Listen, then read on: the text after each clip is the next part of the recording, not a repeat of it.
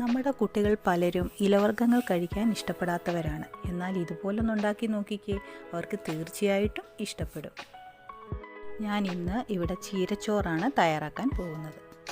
എണ്ണ ചൂടായി വരുമ്പോൾ ഒരു ഞുള്ള് പെരുംജീരകവും ഒരു ഞുള്ള് നല്ല ജീരകവും കൂടെ ചേർത്ത് കൊടുക്കുക. അതിലേക്ക് 2 വറ്റൽമുളക് കൂടെ ഇട്ട് കൊടുക്കുക.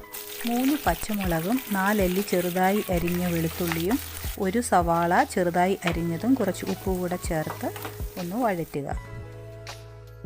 ഉള്ളിയൊക്കെ ഒന്ന് വഴന്നു വരുമ്പോൾ 1 തക്കാളി ചെറുതായി അരിഞ്ഞത് ചേർത്ത് നല്ലവണ്ണം ഒന്ന് ഇളക്കി കൊടുക്കുക.